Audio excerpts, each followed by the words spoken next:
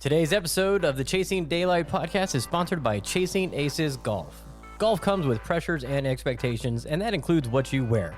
Chasing Aces hats, performance polos, and t-shirts keep you looking sharp from the clubhouse to the tee box. Visit ChasingAcesGolf.com. You can find them on Instagram as well at Chasing Aces Golf. Even the best are chasing aces.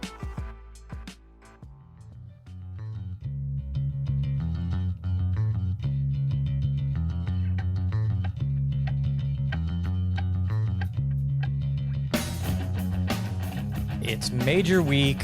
You know what that means. Trey in studio. We're talking some European golf. This is the Chasing Daylight podcast.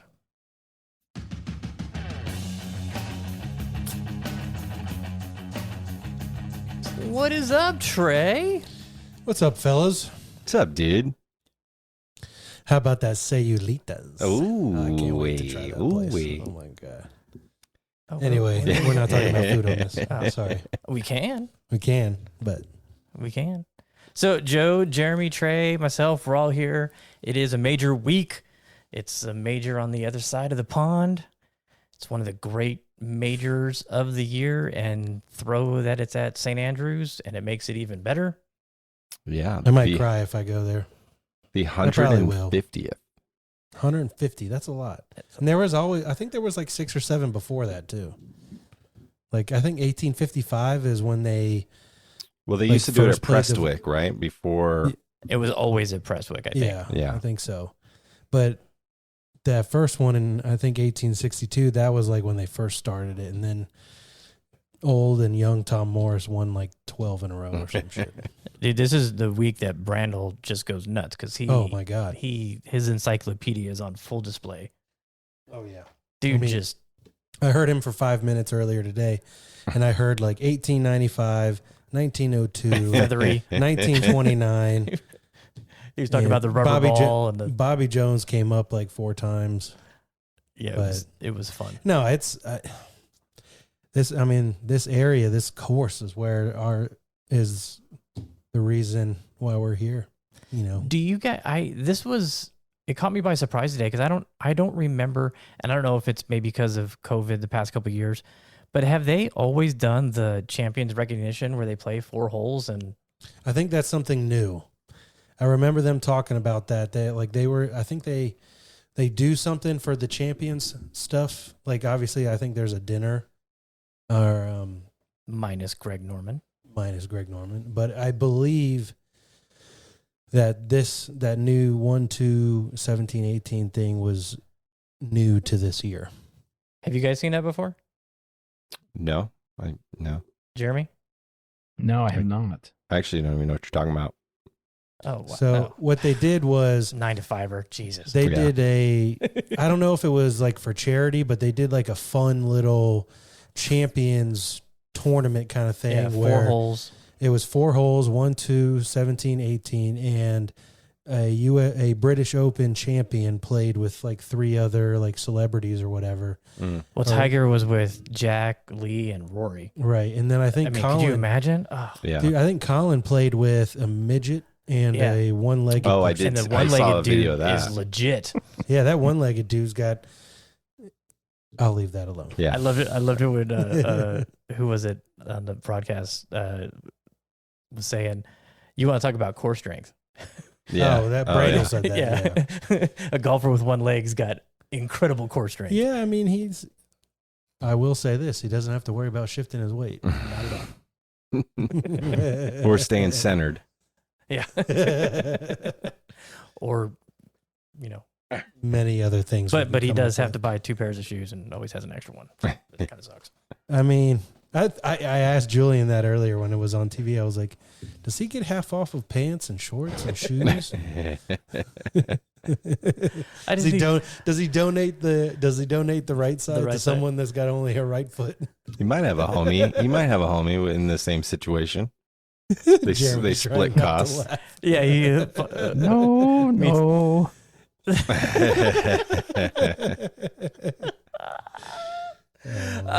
So being a major week, we have Trey come in, and we always like having him here to talk about the majors. This is a special one. It really is. I started playing golf. I want to say like 99, 2000, something like that. And obviously, when I first started playing, I found out about Tiger Woods somehow. I mean, my parents weren't golfers, so everything golf-wise has always been up to me. And I remember being, in 2000, I would have been 12 years old for this. So, Wow. Yes, I know. Good Lord, you baby. And I remember waking up, ass crack of dawn to watch that stuff. I mean, I think I watched between the Open, the U.S. Open, and the PGA of 2000, I watched it all, and as a kid, you see this guy dominating, and you don't think about it then, but, you think about it now, and that was 22 years ago, and that's a long time. I mean, hey, Jeremy, yeah. when you got a second, can you see when they're planning on coming back to St. Andrews? Yeah. Okay. I think I'm going to say It's typically every 5 years. 27. It's either 27, 28, or 29. So, is this Tiger's last Open at St. Andrews? Yes. No. Ooh. You think so, Joe? I mean, if it's in 5 years, he'll play. He'll play. Are you talking like competing? Yeah. No, I'm talking about, is this his last chance to win at St. Yes. Andrews? Yes. Yes. Last chance to win. Yes. Because he'll be able to play there till he's 60. Oh, of course, yeah. Yeah. And they'll let him play until he's 70 if he wants to. Yeah. And I think if Tiger does it like Arnie and Jack did, let's just say 5 years from now is the next St. Andrews, that would be, I would say probably, let's just say there's they'll be Maybe in 51. 51 and in 15 years he'll be what? I was talking in 5. 62. Yeah, well, so the 20 champions play till they're 60. Yeah. 2026 is what it's sort of penciled in, but there's no reason to believe the RNA would stop that tradition. So, Yeah, I mean, Right. there's no reason that it's got to come back. I mean, Yeah, I mean, the place goes nuts right now. Tiger's gonna, he'll probably play his last one at St. Andrews, like Yeah. Jack did, like Arnie did. I mean, it would be it would be fitting for him. Of course, everybody wants to see him win. I would love to see him win. Is it going to happen? Who knows? You never know. That's a magical place. Look at what Tom Watson did. I mean, if it's fair, yeah, it's not. and give him a chance. I mean, I saw him hit one shot in that thing they did today, and it was. I mean, I might get their yardage wrong, but let's just say it was a 140-yard shot. He hit like a chip 9-iron that rolled out like 50 yards to 12 feet. Yeah. I'm like, He knows how to play that course. two wins there. It's his favorite golf course in the whole world. So he has as much advantage to, play well and, ideally win. I'd love for him to win. I got him. It'd be incredible.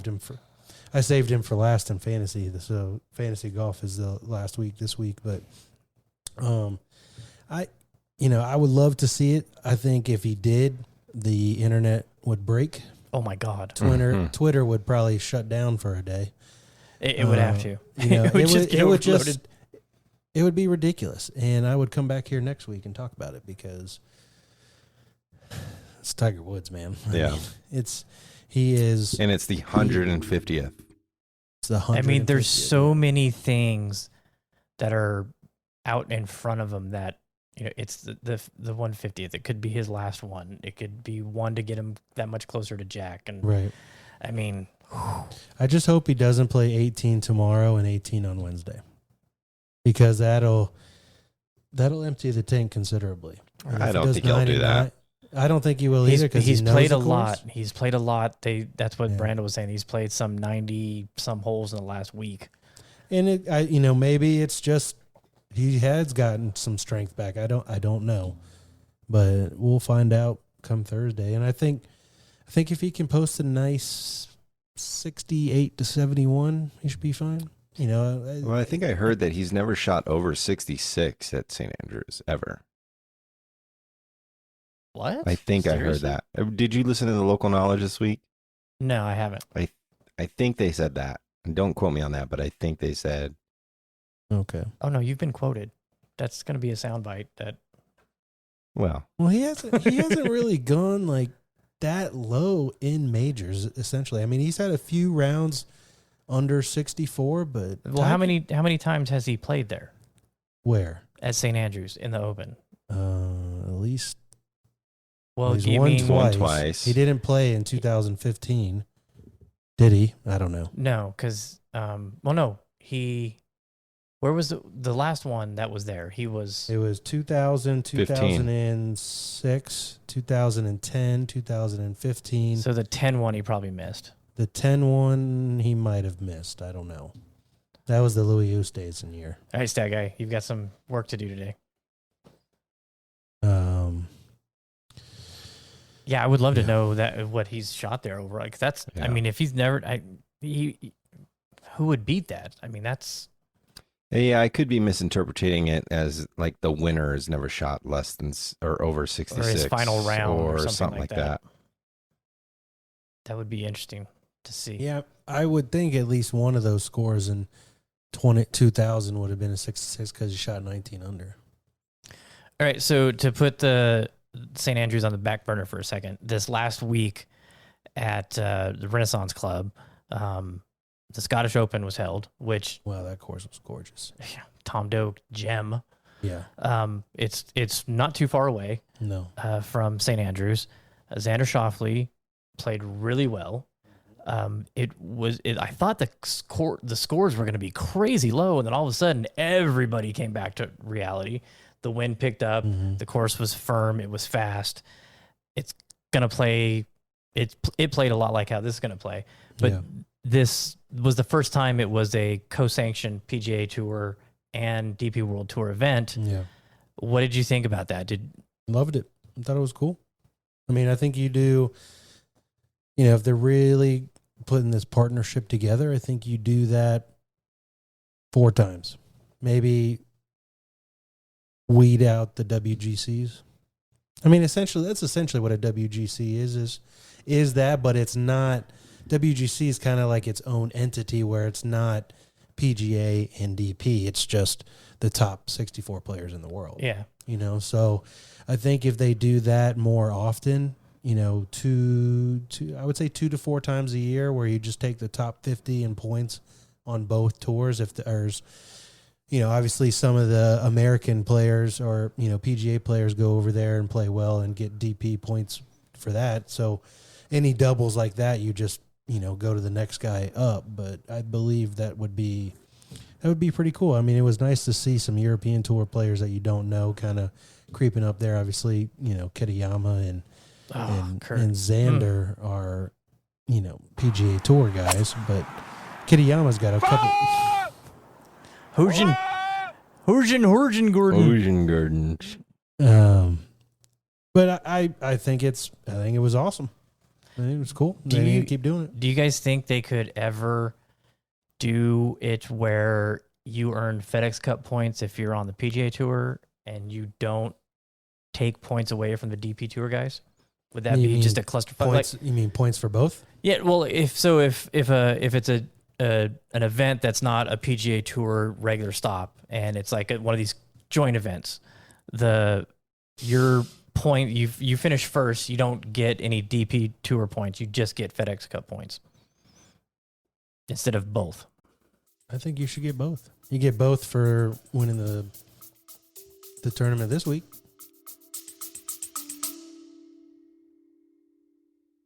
We're Nish and Chris, 2 very amateur golfers on a quest to play the top 100 courses in the UK and Ireland, after Chris set this challenge on a drunken Saturday night in my kitchen.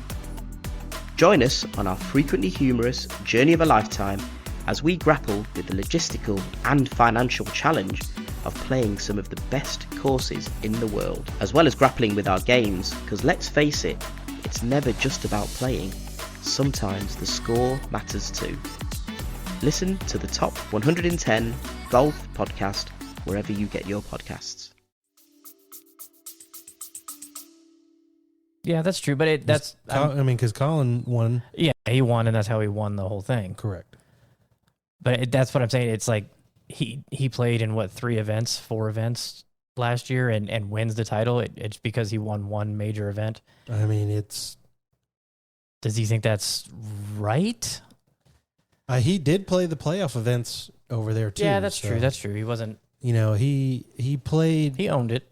I think he played 8 to 10 events on the European tour in total last year. Because you got to remember, if they want, now the season's going to be ending in August. It's going to be January to August, starting next year or 2 years.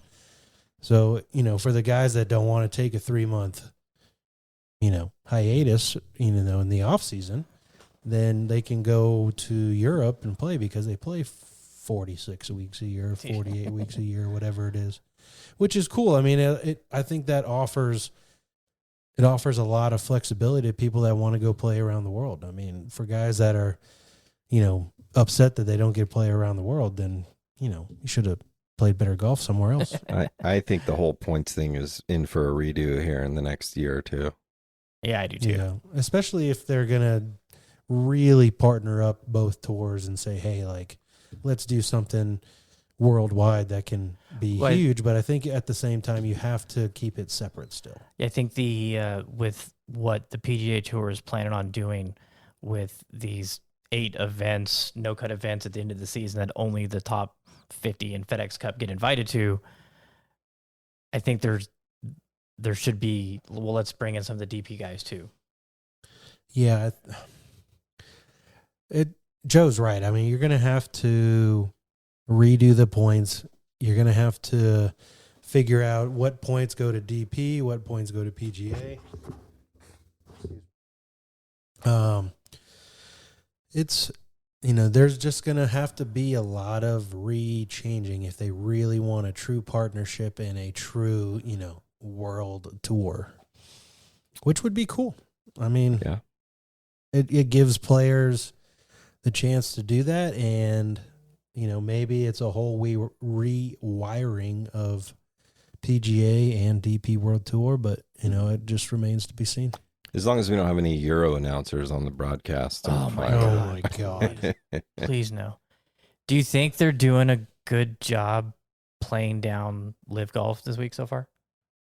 I mean, it's only been a couple days, but I think that was the reason, and that is pretty much the main reason why they didn't invite Greg Norman, because 100%. That would be the thing that comes up. And, whether we talk about it or not, whatever, I mean, I just believe that this is the home of golf, and it should be talked about as it is. I mean, this is our Taj Mahal. This is the Mecca of golf, and this is just to throw, if you want to call it shade or whatever on it, of whatever social issues are going on in the world of golf. I think you just put that aside and we can talk about it in a week. Well, on this week's Local Knowledge, there was a couple opinions talking about, like, LIV would be smart not to say anything at all this week because they'll get some backlash from it. For sure. And the crazy thing is, I just saw the notification this morning, but the DOJ is investigating, all this PGA Tour stuff with LIV. Yeah. And I think that was bound to happen. Oh yeah, they knew it. They knew it was coming. That was bound to happen. Whether it's slander or not, you call it whatever it is, but that was bound to happen. They're talking about it as a competitive, monopoly situation. Monopoly. That they're not anti-competitive. Anti-competitive. That's the word. The government talking about. Yeah, right. How ironic. Yeah, and depending on where. Hey, wait a minute. How could we get our big toe in this money pot? Depending on where it lands is where, like, the tour players are. If they're going to sue, I think it could get messy. It really could. It really could. But the crazy thing is I think you're right, Joe. It's smart for the integrity of the game. It's not even talking about it's like history, PGA Tour, DP, or any of that. This is the history of the whole game. Yeah. That from the old and young Tom Morris to Bobby Jones to Jack Nicklaus, Arnold Palmer, like this is the history of our game as a whole. Like, it's not even talking about what tours they played on. And then the crazy thing is there's only 3 honorary citizens of Scotland, in which 2 of them are golfers. Yeah. Really? Mm-hmm. Benjamin Franklin, Bobby Jones, and Jack Nicklaus. Yeah. That's kind of cool. It kind of whack. Arnie didn't get that. Yeah. Because in 1960 he went over there and he like started the whole thing. Well, I found. I mean, Ben Hogan was over there too. Yeah, I think a lot of that. Well, I don't know. I'm completely guessing, but a lot of that might have to do with. Oh hell, I don't even know. Arnold Palmer would be the best selection for that. They probably don't like mixing tea with lemonade or some shit like that. You do what to your tea? The Boston Tea Party did not include lemonade. You know, this is. I don't know, it gives. It's like almost like a warm feeling in my stomach, kind of, for something like this. You know, with the St. Andrews, the Open, the whole nine, and I believe it really just kind of hones in. Like a lot of the history stuff, it's cool to hear. Is it relevant nowadays? Not really, you know. But to know where we came from, I mean, and the crazy thing is, you talk about Arnold Palmer. I heard this from, I think it was Brandel talked about it, but Arnie actually went over there and qualified to play in it, and then won. Went back again the next year, qualified, and won again. Like he didn't, you know, back in Arnie's time, a winner didn't get exemption into the next year. So he had to go back, re-qualify, and get in again. So right. Why he's not an honorary citizen, I don't know, but you know, there must be some kind of criteria for it. According to the Local Knowledge podcast, is, you know, in the 20s, players from the U.S. used to go over there. But Arnie had the handshake deal with his agent, and he said, you know, you gotta go over there. 1960 is he went over there, and then after he went qualified, it started bringing the other players because he was the biggest player at the time back in those days. So other players started going. So there was a big gap between, you know, the Open, the British Open, and Arnie kind of kicked that off to where more players started going. Made it a more predominant event. Exactly. I mean, you have the biggest name in the world, or the biggest golfer in the world going over there. I mean, others are going to follow. Oh, absolutely. Completely agree. And it's not like how it is now where everybody can see who's there on Twitter and social media pages. Back then it was like Morse code Palmer is on a plane. Yeah, it's, you know, Arnold Palmer, I mean, it started with Bobby Jones too, but Bobby Jones, Walter Hagen, but I think Arnold Palmer 20s. was really, I know. Yeah, that was. But I think Arnold Palmer was really the one that kind of pioneered international golf, you know, going outside of the United States to play, because plus he could fly his own plane too. That's, you know, that was a big help too. They were showing on the bottom line today that after Ben Hogan won, he's one of the players that won in his first time playing it. The next day he was doing a charity event for the troops. Yeah, over there. It's just like, well, I think he only went over there once, played once, won it, and then never went back. Yeah. He's like, hey, I'd done it. I did it. I ain't coming back. Next. What's next? No, I don't think he wanted. I mean, after living on a golf course and living in bunkers, I don't think he wanted anything to do with them over there. But you know, that's another story for another day. And that's the whole thing. Is there's so much history behind this place, this whole game, and that's what makes it so exciting. Do any of you guys have Peacock? Yes. Did you watch the St. Andrews documentary on there? I've seen it. No, I've seen it on Golf Channel. You need to. Is it good? You need it's to. very, it's about an hour and a half. Were they playing it on Golf Channel? Yeah, Is that the one that's where they're talking about the lottery? Where it premiered. Yeah. Oh, so cool. It was very good. Cool. So cool. God, I mean, I firmly believe I'll probably be one of those guys that gets there at like midnight just to play the next morning. Like if I'm out that way, I'll be there at midnight, because if you don't have a guaranteed spot, that's what you got to do. Right. Did you listen to that Yoke with Doak on the St. Andrews yet? No, I haven't. That's a really good one. Tom Doak talking about like the architecture of St. Andrews and walking it in reverse and all that. It's very, very good. Right. So going back to Joe's Joe's thing about Tiger and his scoring. Yes. So in 2000 and 2005, when he won, he was under par in all 4 rounds both times. But he did shoot 70 and 71 in 2005 in the third and fourth round. But he missed the cut in 2015. He used T23 in 2010. He had over par rounds both times. His highest score is 4 over par. That's St. Andrews. So when That's he not terrible. when he won when he was there, did he shoot over 66 in any of those rounds? Yeah, he did. He shot 70 and 71 in the third and fourth round in 2005. No, like under 66. Like 65 under, or less. Maybe I'm thinking the other way. Never shot less than 66. Oh, yeah. 66 is his lowest. Okay. But he's done that a couple times. There you go. Okay, that makes sense. Gotcha. He's never shot under 66. Yeah. I say the other way is really dramatic. So let's think about this. You know, we've all hit some great shots. The four of us have seen us hit great shots playing together, which is awesome. We always love hitting great shots. That's why we play this game, amongst other reasons. But the crazy thing to me is, and it still blows me away today, even when I see the shot, and obviously it was probably based on what he said after he hit it and all of that, it was the most perfectly executed shot he's ever hit. But the fact that one of the best shots he's ever hit is just that 3-wood that rolls onto the front of the green at St. Andrews in 2000, like, you know, that's just, like, to me, like, it visually, like, you look at that shot, if you don't hear any of the audio, you're like, oh, he just got on the green in 2 in a par 5. No big deal. Yeah.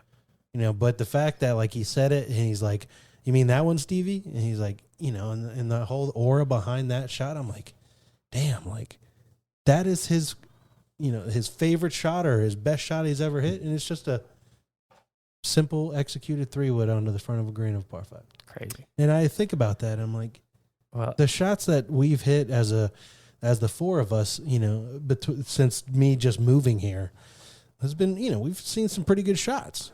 I saw an amazing one on Saturday. Little credit to Mr. Hitting Greens. 14 at Coyote. Oh yeah. He was in the fairway bunker on the right side. Yeah. Hit it to 3 inches. Nice. Something like that. It should have went in. Ridiculous shot. Could have been better. Ridiculous shot. Julian and I hardest hole out there. Yeah, we made a bogey because we 3-putted. But I did see him drive 3 greens. Yeah, I saw that eagle he had on putt. I had on 1. Well, I made the eagle, but he got it halfway there. He got it the majority. Well, he got it about 99% of the way. So where did you guys finish? We finished second. Jeremy, where did you guys finish? I rolled my ankle with like 6 holes to go, and it just heard about that. Yeah. Yeah. We finished 4th. Yeah, they did finish 4th. Who ended up winning? I don't know. You don't know who it was? Someone shot 60. I mean, we missed a bunch of birdies, and then having my ankle like that did not help. And I'm sure Dan's still upset that I outdrove him with one good ankle. Yeah. That's why we hid your ball inside of a drain. It's bullshit. I mean, going to your shot with Tiger and that 3-wood, St. Andrews is one of those places where you have to be pinpoint accurate because the mounds and the way that the land rolls. So obviously he was looking at a spot and he hit that spot exactly where he wanted to, knowing that place. So yeah, and Joe, after playing Old Mac and understanding how true links golf works, that you can hit a great shot and get totally screwed because of the way the terrain is. Mm-hmm. You can hit a bad shot and get it right next to the hole because of the way the terrain is. Yeah. And the fact that Tiger knows every hill and every berm on that place and can hit those spots, it's just magical. I think in Tiger at St. Andrews, you don't have to be incredibly long because it's you know, so Tiger is in a spot where he does have potential to win, knowing the place very well, and obviously not being the longest player in the field this week. So yeah, and I think the crazy thing is he actually went. I think Julian said that the Ventus Black that he may or may not be playing because I thought I saw a Ventus Black in his driver's shaft. Eric Greenley likes to throw water on my flame when I talked. Oh, it was a Ventus. Absolutely, Well, it was. Eric, he's like, oh, it could have been painted differently, blah, blah, blah. That is Eric for sure. That is 100% him. I love you, Eric, but you pissed in my Cheerios. I mean, if anything, he's going to get it painted like the shaft he's been playing his whole entire career. Exactly. It's going to be painted like a Diamana for sure. Yeah, it was a Diamana for sure. I think what he might have done is because, and I remember the conversation with John Rahm, he can't get to it's hard for him to get to the left side and really launch the ball, because if he was launching the ball high in the air, he'd have a little bit more spin, and he used to do that more off his right side than his left side. So now that he can't do that off his right side, I believe he might have went to a 6S, probably tipped however much to make it a little 4 stiffer. inches. To be able to get the ball a little higher and make it a little easier. Yeah, I mean, he's played the same shaft his whole career for the most part, right? So, I mean, yeah, variations of the DMR. His movement is so different now that shouldn't be a shock to anybody, because it's different. He's wearing FootJoys. That Mr. Nike's still wearing FootJoys. Yeah, so and I think he's at a point now where he's like, I'm gonna do and wear whatever the hell. Well, he's a billionaire now. He doesn't need. Yeah. Right. And the crazy thing is Phil Knight's made so much money from Tiger Woods that he can just. I'm sure Phil Knight was at his Hall of Fame induction. Yeah. And what other Hall of Fame golfer has Phil Knight gone to? Yeah, exactly. And Phil Knight, he probably doesn't give a damn. Fuck no, he don't. Yeah, because I mean, he still rocks Nike where it's prominent. I mean, correct. And I guarantee you, he was probably. I guarantee you, Phil Knight might have sent him a text and be like, "Hey, how are those FootJoy shoes?" He doesn't care. You know how many Tiger Woods craps out there. I mean, they're probably trying to make a Nike golf shoe that's going to work for him, similar to the FootJoys. I would probably assume so. Yeah, 100%. Yeah. I mean, Nike's really come out with some good.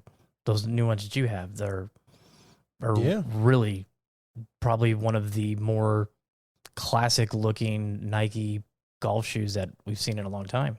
They don't look like sneakers. Yeah. Yeah, I wouldn't be surprised. Trey's counting all the shoes. He's like, which one is Matt talking about? I've got 50 pair. Shit, which one is he talking? I mean, I wouldn't be surprised if Tiger's been to the Nike campus, like going through the whole logistics and statistics of running on the machine and hitting golf swings, trying to find where the power points are and all that. Hell no. He has had his foot molded, and they have sent it and made a 3D working version of it. I was going to piggyback off that and say he probably didn't go to Beaverton. Beaverton probably came. Yeah, probably. Yeah. They probably hopped on the PJ with all the fancy technology equipment, walked right up to Tiger's. Right. You just sit here. We'll figure this out. It's like, exactly. Yeah, I mean, it's, and the crazy thing is even like the Ryder Cup stuff. I remember when Ryan Moore got on the team late, and I don't think Ryan Moore's clothes were tailored because all of the Ryder Cup stuff is tailored. Yeah. Mm-hmm. Which is. Yeah, they have tailors on site, don't they? I believe so, yeah. I wanted those polo pinstripe pants that one year. I couldn't pull a trigger on a $120 pair of pants. I got them. And then I ripped them. I was drunk in Florida and fell down some stairs. Okay, fucking Florida, man. They're shorts now. Fucking Florida. Oh, Florida. How many times have I been drunk falling downstairs in Florida? Too many times. Oh, goodness. All right, so what do you want to talk about next? Bueller? I didn't put together a rundown this week. I just said, let's freeball this. No, that's fine. And when it comes to the British Open, and I still call it the British Open. It may be the Open Championship, but in my eyes, it's the British Open. One, and you guys probably saw it on Discord, but this whole 8-hour time change between tee times and all that, I'm not a big fan of that. 5 hours was plenty on the East Coast, but just saying. I think I see the Peacock coverage starts at like 11:30 here. That It was like 1:30 a.m. Eastern or Yeah, something. yeah. I might Is it have Eastern? to. Holy cow! That's I what I, might saw. have to take a midday siesta just so I can watch some. And Yeah. I wish our couch was more comfortable. A lot of times that's what I did is I just wake up at like 4 a.m. at home if I didn't have to work. Or even if I did have to work, I'd wake up 4 a.m., bring my pillow to the couch and just turn it on and be like half asleep watching it. Yep. Yeah, That was me and my dad too. I remember. I forget what my first Open was that I like really was when I was really into golf, and I woke up at 4 a.m. to start watching, and it's pretty brutal for that wake up call. You have to be really into it because it's an early start out here on the West Coast. Oh yeah, it definitely is. But it just it goes to show you how much we love this game. Yeah. I mean, it's I saw your post earlier, and it's amazing where this game can take you. Totally. We're not professionals by any means, but this game has introduced us. I mean, he was like the third person I met here. Yeah. When I moved here was in Matt, and we had been talking on Instagram for about a year or so before that, but it's because of golf that we even linked together, and then Ryan Hardenbrook officially just put us together when I first moved here, and it worked out. And obviously, we're not going to play every round the way we want as much as we want to, Right. but I think that really leaves it up to the possibility of golfers are crazy because we go chase this white ball around and Yellow ball. Yellow ball for Joe. We go chase a ball around and I say it all the time. I'll hit it, then I'll just go find it, and I'll hit it again. And it's just, I think that's the simplicity of that just really, I don't know, just keeps me coming back. And like I think about Coyote Springs. Like Coyote Springs it's probably one of my favorite golf courses I've ever played. And when I say that, it is one of my favorite golf courses I've ever played that I have regular access to. Yeah. Like Silverleaf is probably the best golf course I've ever played, but it's not going to be a course that I say is my favorite golf course to play because I don't have a standing tee time there every Wednesday. But I can't just go. Right, but I can just go to Coyote Springs, and the fact that something like that is available at that quality for dollar value is the best money I've ever spent on golf. Yeah. Is Coyote Springs. But it goes to show you that just being that crazy, I'm going there, playing as many times as I have, and then you see all of these guys that are so enamored with the home of golf. It's the dynamic of that is just, it's totally crazy to me. And the fact that you can experience this game in several different ways, from being a professional or amateur at the British Open all the way to playing VGN events, it's the dynamic of this game is crazy. And the fact that it allows you to meet people from all different kinds of backgrounds and worlds and jobs, and it's pretty freaking amazing. I mean, the two guys you played with, the two guys you played with at Bandon, where were they from? They're from Vancouver. Yeah, Vancouver. One of the guys was originally Ireland. from Ireland. And yeah. That's crazy to me. I mean, it's unbelievable. It's ridiculous. Yeah. I mean, I remember playing an amateur tournament once with a guy from New York City. He said he was paying $2,500 a month for like 800 square feet or something. Yeah. Dude, this was also like 12. It's insane. This is like 12, 13 years ago, but I don't know, man. It's this game.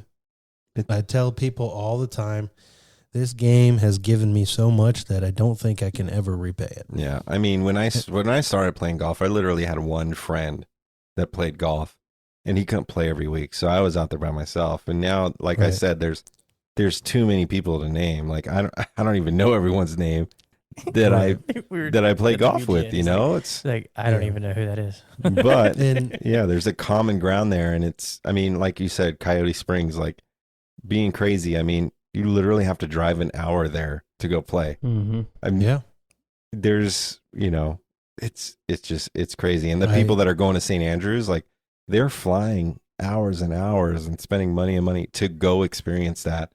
And when they get there, I mean, it's the time of your life. And at St. Andrews, you get paired up with just super randoms from all over the world. Right. And you create lasting friendships. It's crazy. Absolutely. And think about it like this. Hopefully there's a group of us that we know that are able to make that trip. 2027, that's when we're going, which, by the way, I will touch on this in a little bit. I've got a whole plan planned out for that. Oh, nice. All right, let's go. Because where we're adding $2 to every VGN event to cover our. Speaking of St. Andrews, though, the castle course, I haven't seen anything on that, but that's a McClay kid who did the first Bandit. Just a fun fact. Nice. It's. I think of St. Andrews and the fact that there's 3 ways to get a tee time in which none of them are guaranteed is kind of. Kind of the ambiance of St. Andrews. And the nice thing, and I haven't been to Bandon yet. I look forward to the day that happens. But can't wait for you to see it. Oh, man. When I watched that documentary, and I might have seen it in the past because it said it came out last year, but when I looked at that, it's not just the golf course. It's the whole community. It's the city. It's the town. It's the city, the town, the university. And they're it's a park at the end. It's a dog park when the sun goes down. And they were saying that per capita, like there is more like 5 handicaps or less than anywhere else in the world. Oh yeah, and the crazy thing is, I imagine for locals, you play pretty cheaply and you just kind of walk on, and if you're a member, you've got a tee time kind of thing. Well, I think they said it was £800 a year to be a member of the St. Andrews Golf Links, which includes 9. Oh my God! 9 golf courses right now. I think 9. I think it's 9. So do you think the people that are locals there that get to play it have a appreciation like how we do? Totally. Because I think so. Absolutely. Yeah, because I think the people in San Diego are kind of fucks about Torrey Pines. San Diego's a little different. I believe. No, I know, but I'm just talking that's one thing that I can kind of closely relate it to. It's everybody pays an arm and a leg to play Torrey Pines. I'll tell you now. Everybody plays an arm and leg to play Torrey Pines is nothing special. This is after going. This is the guy that just went to Bandon. Here's you talk about that as far as do the locals feel the ambiance, the history like we do, and what we're talking about right now. I believe that and I just thought about this. I believe the locals treat Augusta National like locals would treat the Vatican in Italy. Yeah, or they appreciate it. It's not like it's the appreciation. It's giving them life and an income, and it's giving them a life. Correct. Without it, they wouldn't have anything probably. Correct, and I believe that kind of ambiance around the religion and all of that and everything that the Vatican represents for that realm is the same on how I feel that it's over there at St. Andrews when it comes to golf. And I hope so. And for a lot of us, call us crazy, but golf is our religion in a way. It is our sanctuary. It is our blissfulness away from the craziness of life. Yeah. Our escape. And you call me crazy because I love my mother to death. She is the best woman in this world for me, and she tries to get me to go to church, and I tell her, I was like, look, like I'm not a churchgoer. I truly believe that my sanctuary, my place in life, my deity, whatever you want to call it, is on the golf course. Yeah. And a lot of times I'm not going to play great. I'll get upset, this, that, and the other. But I think a lot of things that truly carry that much meaning in your life also comes with ups and downs in your attitude and all of that. Because we've all been there. We've all thrown clubs, broken the club. Well, I know I have. Jeremy. Me too. I haven't, so I've sacrificed many a club. I've received a club from a broken club of Jeremy. Yeah. But you think about that, and that think about the emotion that goes into all of the good and the bad in golf, and that kind of emotion can be found in religion. It can be found in love. It can be found in a lot of things. And this is just a game we get to play once or twice a week. If we're lucky. If we're lucky, yeah. If we're lucky. And when I started, if I got out once a month, I was thrilled. Yeah, and you think about it right now, and it's just something that's really, it's a lot more than just hitting a ball and going to find it. It is camaraderie, it's companionship, it's the whole nine, and it's because of things like the Vegas Golf Network and the people that are involved in it, and the reason why I still live in Las Vegas, and the reason why I haven't become a degenerate gambler, because I haven't, I used the Vegas Golf Network and golf and networking to find comfort in an uncomfortable place. Yeah, and that has, and to the three of you and the people that are listening that are VGN, I appreciate you guys so much, because, I still miss home a bunch. I miss my people back home, but the longer I am here, the more I feel welcomed, and it's a big part of. We're glad you're here. Of the Vegas Golf Network, and it's a big part of being part of this game, and I think that's a big it's awesome that the British Open, the Open Championship is at St. Andrews, because it allows us to talk about this kind of stuff. I know you didn't really have a game plan for this week on the show, but I think golf really just kind of covers that, and the fact that they're playing the oldest golf tournament at one of the oldest clubs in the world, it really kind of sends it full circle. Totally. Being the 150th. I mean, that's like literally what it's all about. I mean, like my post earlier, it was, it takes us to so many places. I never, ever thought I would be standing over a cliff, looking over a harbor in San Diego, like playing golf, hitting a ball. Or in Oregon. Yeah, or in Oregon. I've never been to Oregon in my life. Like, or eating fucking meatloaf with Matt. Right. Drinking a Guinness. Like, didn't know Matt till recently. Like, it takes you to so many places. I just look at that, what the how I haven't had Instagram, meatloaf in like 20 years. Like, I was scrolling on Instagram one day, and I see this guy got this account hitting greens, and he's posting Vegas pictures. So I just started liking him the pictures, and then started bringing up conversation. Sitting at the Shriners, I got one of my Brexit Ball t-shirts on. He tapped me on the shoulders, handed me some stickers. 3 years later, we're fucking rooming and banding. It's amazing. It's crazy. It really is. I mean, before golf, I literally, whatever we did, we went to dinner or whatever, but I would sit in the house and watch fucking TV. Didn't even like being outside. Oh, I got some videos to show you. And you think about it like this. I have two roommates that I roomed with. Right? Yeah. And I met both of them because of golf. Fucking Glenn and Julian, like. Yeah. How does that happen? I tell Glenn all the time. So the story about Glenn, I tell Glenn all the time. I was practicing one night at the Las Vegas Golf Center on the grass side, whenever they do have grass. And I was just, hitting range balls, and Glenn plops his bag like 10 feet away from mine, getting ready to hit range balls and smoking a cigar or whatever. Has Tiger Woods blades and all the whole nine. And for me, I think worst case, I'm like, oh, here's another dipshit that spent a lot of money on blades and tailor-made woods and all this shit. And then, he ended up hitting a couple, and, he striped a few of them. All right. And I keep watching, and he striped a few more, and we started chit-chatting. I told him all the time, I was like, dude, if you shanked like 5 in a row, we would not be roommates. But, it's a good thing you were on that night, Glenn. Yeah, it's a good thing.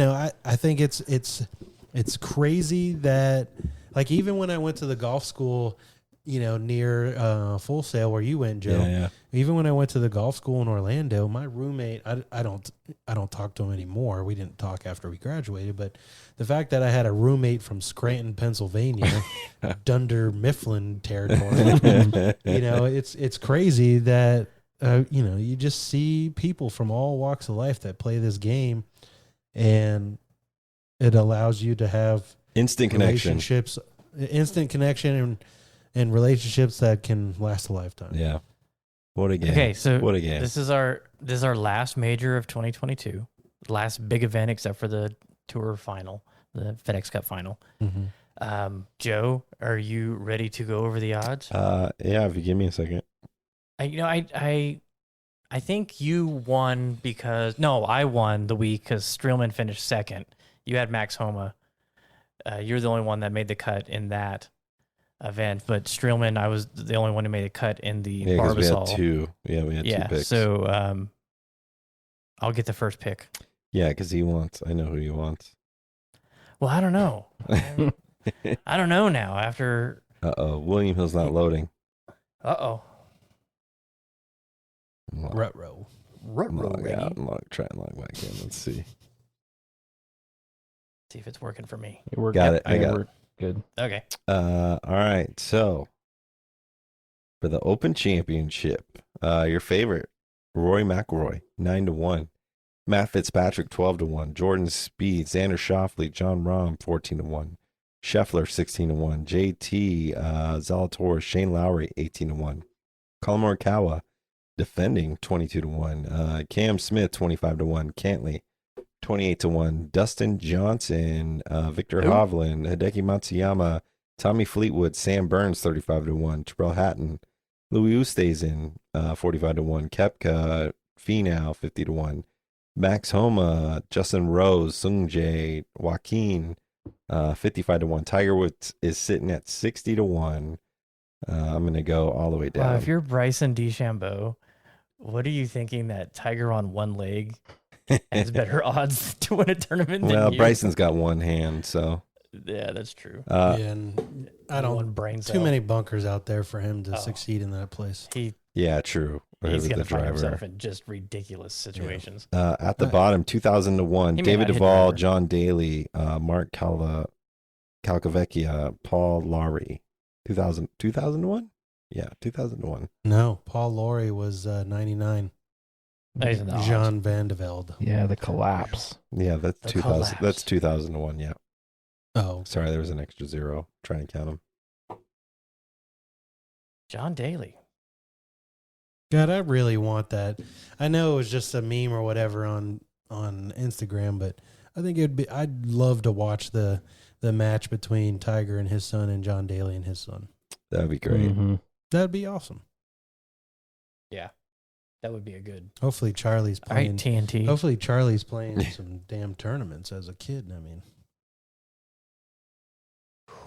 Yeah, Man, tough. can Kurt go back? He's not winning. He doesn't win in the in America. He only wins overseas. He also didn't win this Kurt past week. Kitayama. He had it was off by one. He didn't win though. with a triple and a double. How about Xander not winning in years and just going back to back on Yeah. starts? He's to hot. back. Now they're counting JP McManus as a win. I mean, obviously he did win, but they're counting that as like some legitimacy. Are they really? Legitimacy. Yeah. Wow. I mean, We're you seeing had 14 9 of the top 10 players in the world playing. Yeah, that is true. I mean, it's a big event. Those crowds were Mm-hmm. deep. I had to figure out who JP McManus was. Him and Tiger go way back. Oh, yeah. All right. He pretty much had like Ireland's only hiring firm. I don't see where is.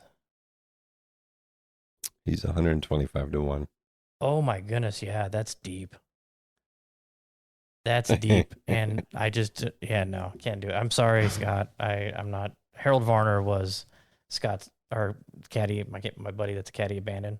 He said that Varner's been playing Bandon Dunes a lot. Just 'cause Getting the prepared for conditions the are Open. similar. Getting prepared for the Open. Yeah. He's been there a lot playing, but no, not going to take him. Well, he can fly private to that private airport that's close. Yeah. Yeah.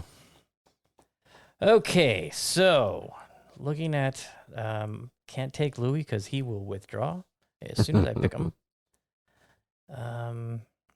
I don't think Colin can go back to back. I think this course is going to be too much of a challenge for him. Well, he's got both misses right now, too. I really like Jordan Spieth in this situation. I think his creativity Don't do it. will. will do well, but I can't take that from Jeremy. Thank you. I would love to see Max Homa. I think it would be a fantastic story. I hope Brooks Koepka gets food poisoning and doesn't make his tee time. Wow, I'm weeding out a lot of people here. All right. Somebody that, gosh, I don't know. It's very difficult. Very difficult. This is why we can't book a flight home from Georgia.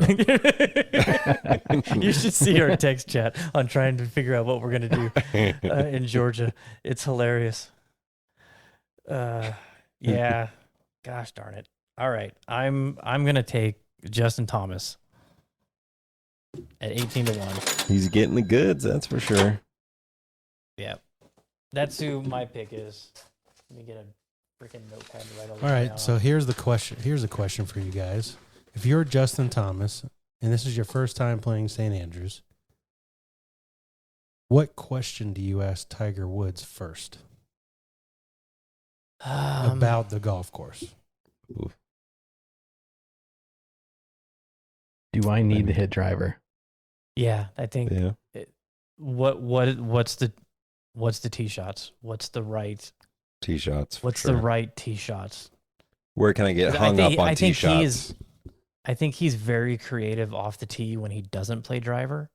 Who, Thomas? JT, yeah. Okay. And I don't know. That's just a gut feeling looking at there. He's Yeah. probably gonna. I finish think that's where last, most people so. need to watch out is just off the tee for the Mhm. most part. Right.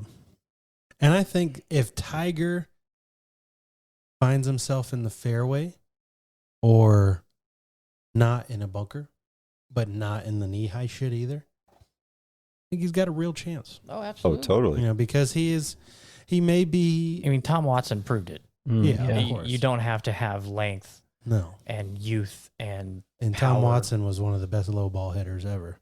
And Tiger's got the low ball if he really wants it. Yep. All right, Joe. Ooh, man, can I make a decision? Blah, blah, blah, blah, blah, blah, blah, blah, I'm good with whatever. I don't really want to do it, but I'm going to pick it. 14-1, Xander gets his first major. Wow. Wow. Probably a bad pick. I'd be lying if I didn't. Why? He's hot. He's hot. I mean, that's the main reason I'm picking him. He's hot. I mean, mean, he just won. He just won the Scottish Open. I mean, I was watching what more him proof do you need? On 17, he hit that tee shot long on the par 3. Yeah. He's up 1, or he's up 2, because because he had eagled the hole before, or he birdied it. He missed the eagle putt to go to, and he was off the green in the back and had a long chip with and just hit a beautiful chip shot, Yeah. drained the putt, and I was like, wow, that's some of the This is the skill set you have to have there. This is the only thing I'm thinking about when it comes to Xander. I love the pick because I got him in fantasy this week. But he won Travelers, won JP McManus, and won Scottish Open. And he said it on his interview Sunday. The man is tired. The man is exhausted. So unless he's getting really good quality rest and sleep Sunday, Monday, and Tuesday night, Didn't Yeah. have to travel anywhere. you know, obviously he didn't have to travel anywhere, but at the same time, tired is tired. I mean, Yeah. sometimes, It is true. you know, but maybe there's just a adrenaline surge for playing. I mean, I know I would be jacked. Oh, up, yeah. He's probably playing there. fucking stoked. You know, but I told Julian or Glenn, I was like, if he's really that tired, he just drives an hour up the road, I'm going straight to sleep. I'm going to sleep for about 12 hours. Yeah, I mean, Wake me up on Xander's played Tuesday. well in majors for the most part. I mean, especially at Augusta, and you know, maybe his win at Travelers just was the one to break him through. I mean, for him to not win in years and then go back to back from Travelers to the Scottish Open, that is drastic. And Yeah. to pull it off, I mean, that shot he hit And on McManus. 18 at Travelers, like, I mean, I know he had like a shot to give, but that shot he hit on the final hole out there was just stone cold, man. Yeah. Well, same thing with the 18 at Scottish. I mean, that was playing the hardest hole in the course. Yeah, And I think he just needed saw- he just needed you that saw boost. where people were all over the place. because he's the had crazy so many thing- chances to win, and I think he just needed that boost, knowing he could do it. He struggled after the Olympics, and I think. Yeah. Oh, excuse me. I think a lot of people that struggle like that, Travelers is a great tournament that really can Boost put you. a highlight, kind of boost someone's career in a sense. I mean, Furyk's got a 58 there. Streelman won there. Bubba got his first win there. Possible future Hall of Famer in Bubba. Travelers is one of those tournaments that's like, okay, like, if I win this one, it's a great first win, or it's a great however many wins, to launch into my second half or my second quarter of my career or whatever. Yeah. Jeremy, do I even need to ask you who you're picking? I'm actually having a hard time deciding between two people. Oh, Really? Yeah. I bet you Rory McIlroy is one of those. Nope. It's Dustin Johnson or Jordan Spieth, probably. No. Jordan Spieth is one of them. Jordan Spieth, or let's see, Will Zalatoris. Those are the Titleist fanboys. Cantlay is. I'm actually Titleist. thinking John Rahm or Jordan Spieth. But I think I'm going with Jordan because we play the same irons. So And he could get away with a 14-1 erratic driver. if he can channel some of that history that he's had in the British Open, I think he could do it. Yep. Yeah, and I mean he played well at the Scottish. He didn't. Other than the last round, a couple but yeah. bad putting strokes, but for the most Yeah, part, I mean, he's if his played putter well. shows up, he'll be top 5, top 10 for sure. All right, so my pick this week, and I'm going off a semi-hot hand right now. If you pick Colin Morikawa again, No, Okay, good. Colin Morikawa. Odds are high, though.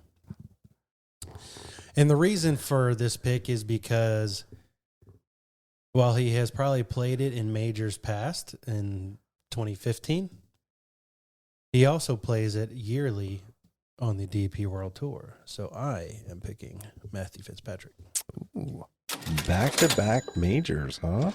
For Matt yeah, he'll Fitzpatrick. be the first Englishman to ever do that. And there's a lot of, those English guys and European Tour player guys that have qualified to play in this event, but they also play that. Remember that Alfred Dunhill? The Dunhill Links. The Dunhill Links is usually played there every year. Harry Hall played in that. And usually the Dunhill Links is a little easier than a major setup, but with fair weather this week in St. Andrews, these guys are probably going to light that place up. But Well, it's supposed to be breezy and firm, so the way it's supposed to be. Welcome to the British Open. It's going to be a fun. I hope we get watch. some brutal weather. I mean, not for Tiger's sake, but Yeah, I think. I just think the course not being soft, so you can't fire at pins. Yeah. You have to play the terrain the way it's supposed to be played, Yep. and windy is all you need there. I don't care Yeah. if it's wet, Yeah. or I'd much rather it be breezy and firm, yeah. because that's going to challenge everybody. Absolutely. Yeah, creative have short to game. you have to bring the specific game in order Yeah. to play that course. If it's that windy, Rory's going to have a short week. Yeah. And I think he has really capitalized on the advantages that he carries in golf. Rory McIlroy. Because, we'd have to do some research on tournaments he's won and how much wind there was during said tournament. But in the last couple of years, he hasn't played very well when it's very windy because the high ball just gets destroyed in the wind. Yeah. It's a lot of those guys that are winning in windy conditions are able to flight the ball down a lot easier and have a lot more control. I don't think they have that on Data Golf, Trey. I'm sure if you got real nerdy one night, Filter you it by could find wind. You mean to tell me they don't Meters have per wind, second. they don't have wind conditions and all those? They all that might. research? It probably takes some digging. Probably got to download an Excel file or something. And You feed gotta that get the down extension. next year. You got to get the wind extension. Speaking of wind, how weird was it that there was none at Coyote on Saturday? Fantastic. Yeah. Loved it. It was really weird. It It's wasn't been so even that long since I hot. played I out mean, there without wind. Well, we played.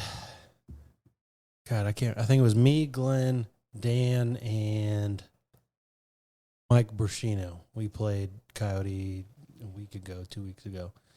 And, man, I think I shot 80 or something. It was a lot because it was so windy. And that golf course is just so hard when it's windy. It's insane. Yeah. It's tough. It's tough. It's spot. tough.